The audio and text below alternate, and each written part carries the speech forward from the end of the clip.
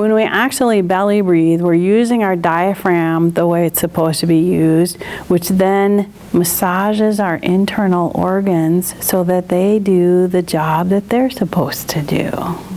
So if you have a little constipation maybe, or a little tummy upset, maybe standing or sitting and taking a couple nice belly breaths will start to alleviate some of that too.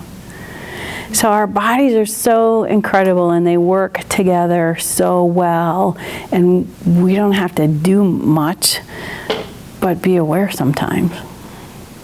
Does that kind of make sense too? So breathing is really super important, and that's if I don't give you anything else but that today, if you walk away with that, like I need to breathe, and every time I'm sitting in the car and I sit at a stoplight, seeing the stoplight is my cue to take a couple breaths. Nice belly breaths. Nobody's can see you in the car, so they don't care if your tummy's flat or not, right?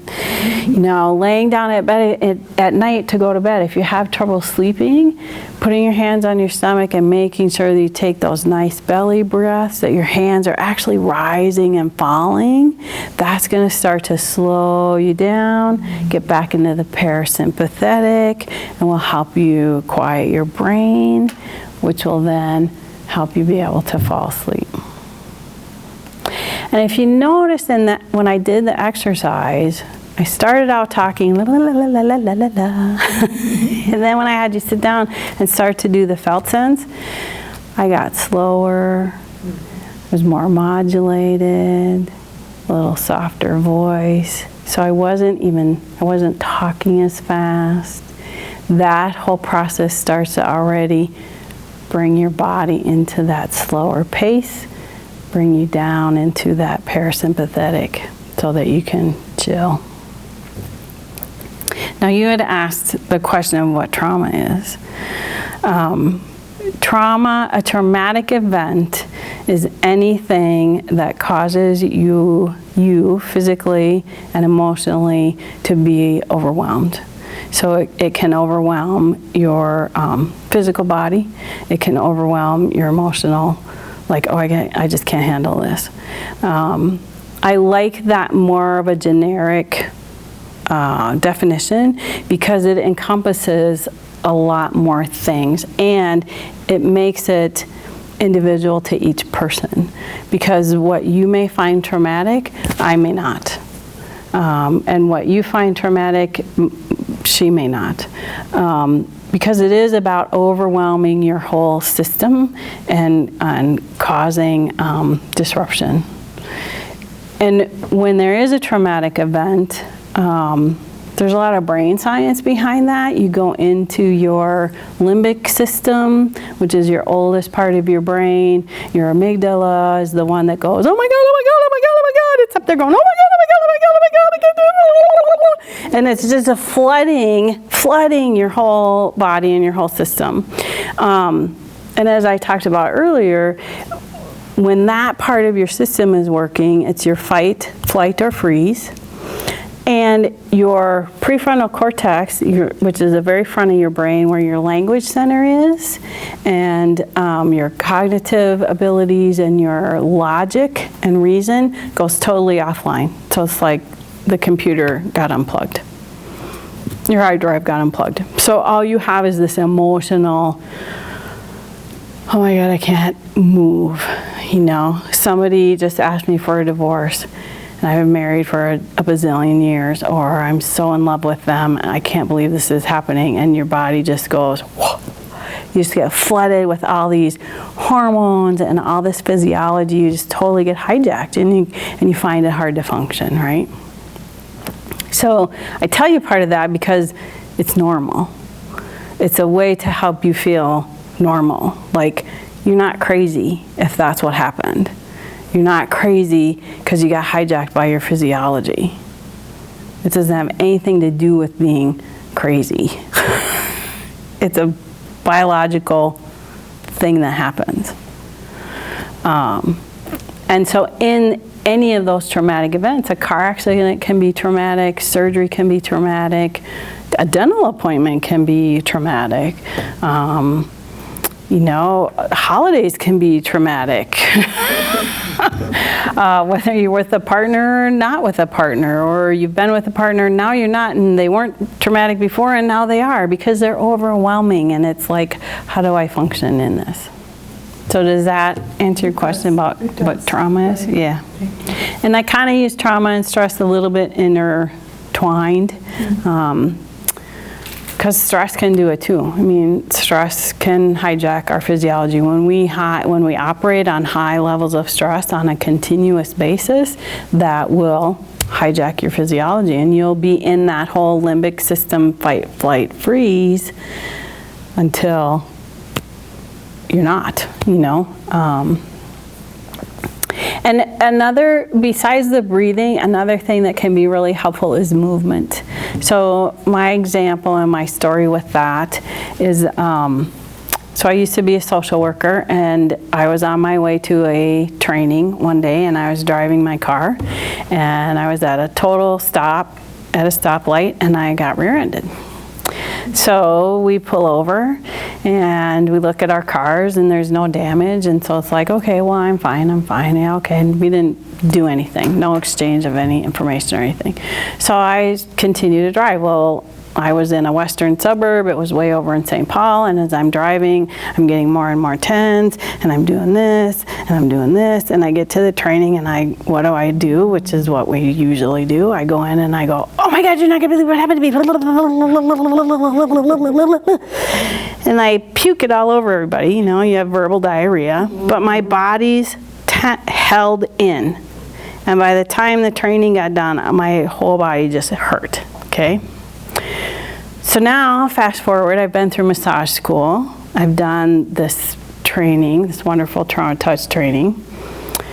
And I'm on my motorcycle going to work one day, to massage work, so I'm supposed to be calm. And I come into an intersection which I do not have a stop sign, but the cross street has a stop sign, and the woman in the van does not stop as I come through the intersection. I am on a motorcycle. You hit me, I could die. So I'm on my motorcycle, I'm screaming in my helmet because I can see her. I'm on my little wimpy horn, and finally she like slows down. She never stopped because I got through. She didn't acknowledge and didn't go, oh my God, I'm sorry. I mean, none of that, which probably made me more upset than anything. I get up to the corner, and I had a stoplight, so I stop, and now I have different training, right? So I start doing this. And I'm kicking my legs, and I'm kicking my legs, and the light turns green, and I take off, and as I'm driving down the road as I can, I'm taking the arm off, I'm taking the leg off, I'm shaking it out, I'm shaking it out, I'm shaking, wiggling my whole body. I'm sure people thought I was a nut job on this motorcycle, right? I live 4.5 miles. It takes me 15 minutes from where I work, so the incident to my house to my office. 15 minutes later, I get to my office, get my helmet off, I get everything all situated. I do one more really big, full body, just like move this out, get it, I can't. My client came in and I was totally calm. I had no urge to talk about the incident at all, to do that. Oh my God, you're not gonna believe what happened to me. I was just like, I was calm. My body didn't hurt. It never got all tightened up. And I was able to be fully present with that client and hold that space for them like I'm paid to do, basically, because that's what I do.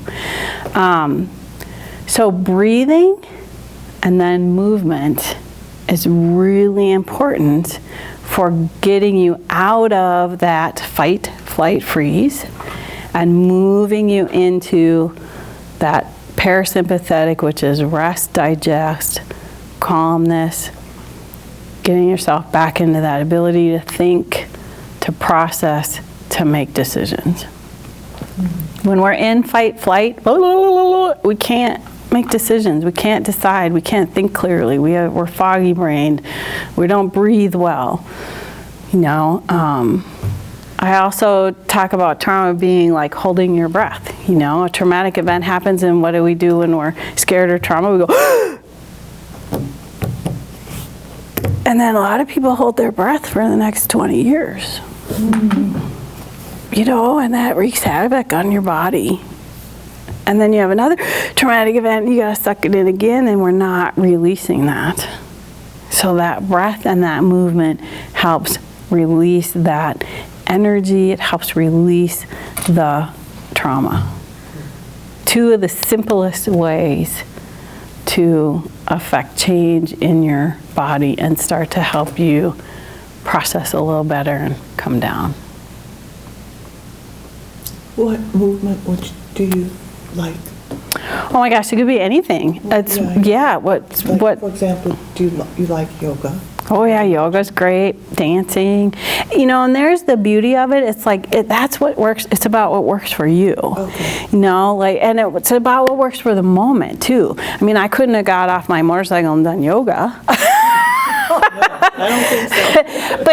But that would be weird. Or get off and dance. So you know, you get to, that's where you get to be creative, and you get to there's another place where you can listen to your body. What does your body want to do? If you spend that time to listen to your body will tell you. And my body told me on my motorcycle, was like, I just kept moving. I didn't care what I looked like. I'm sure people went home and had stories. You should have seen this lady on this motorcycle today. But, you know, I don't care, because my body told me, you need to move, you need to shake this off.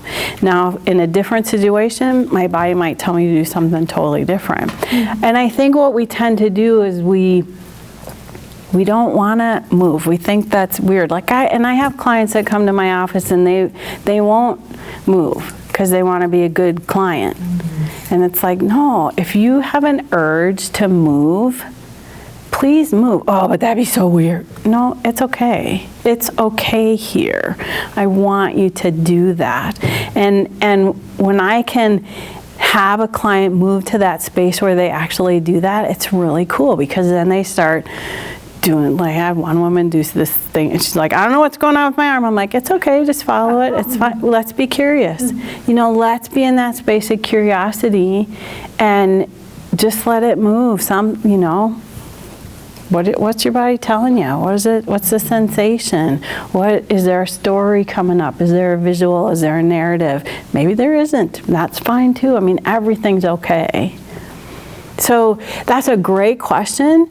I don't have a great answer, because it's yes, listen to your body, to your body, and your body, and your body.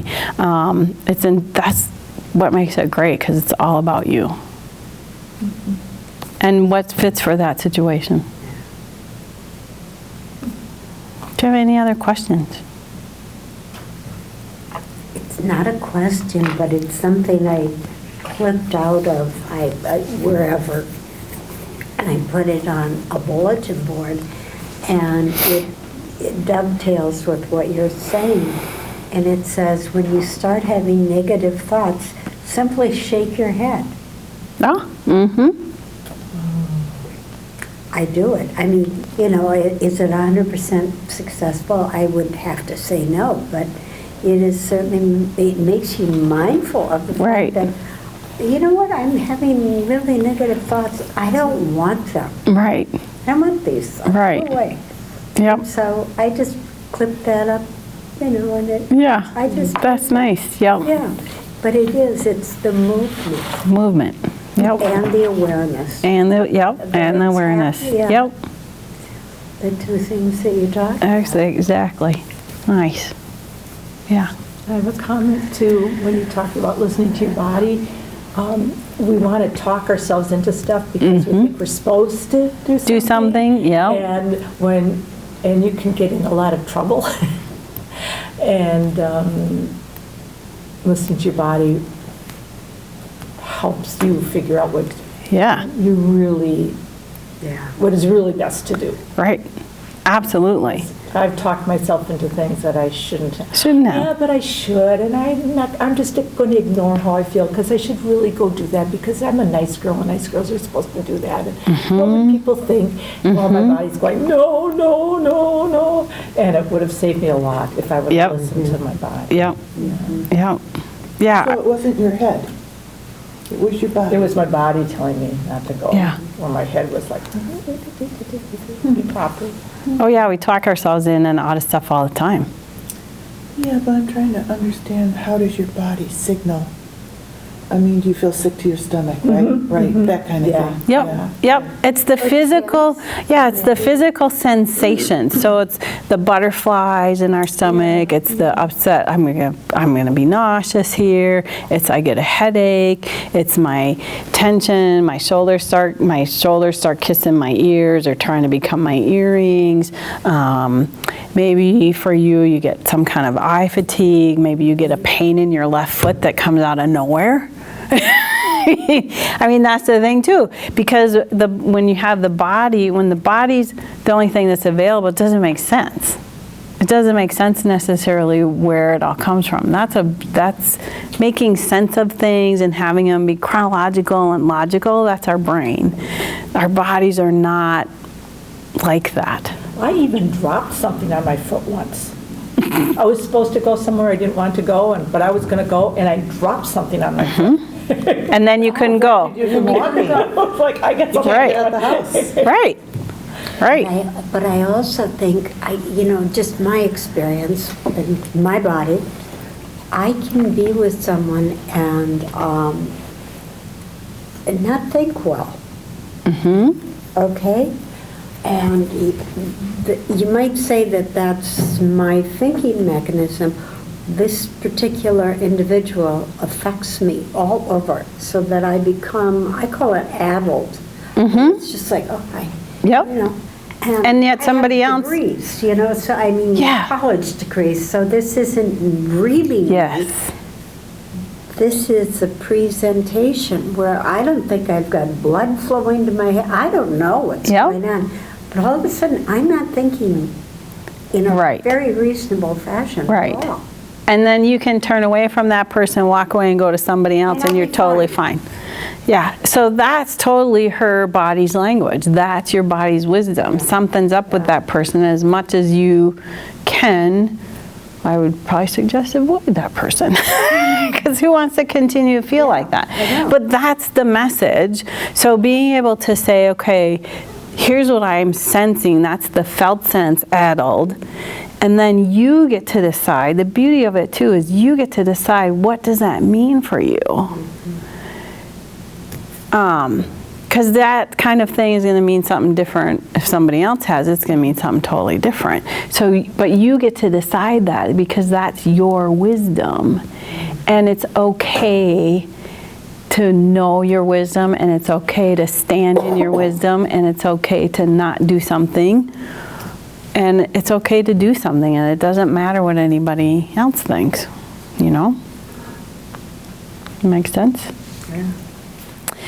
So I just have a couple handouts for you. One is a sensation list. So it starts to give you some words to use to start the language of what is sensation, what do I mean by that. It certainly is not exhaustive. I mean, it's only 2 pages, but there's way more words that can be used to explain things. Alive, armored, dull, effervescent, like I said earlier, intense, itchy, achy. There's all kinds of words. So that starts you on your sensation language, which is the language of our bodies. Then there's a self-care list. We kind of stole something from the firefighters. So instead of stop, drop, and roll, it's stop, drop, and breathe. So meaning stop what you're doing, drop into yourself, and then take those nice belly breaths. KISS, of course, is an acronym for Keep It Super Simple. So the simpler you keep things, the more impactful it is. And in its simplicity, sometimes that's a little challenging. But if you remember to just keep things really simple, at its simplest form, it's most helpful. And Q-tip? Q-tip means quit taking it personally. For a long time, I had an actual Q-tip taped to my computer monitor at work when I was a social worker. So it just gives you some ideas of ways you can do some self-care for yourself. And then there's just a nice little poem for you guys to take home. So that's it. Thank you Thank so you for much. having me.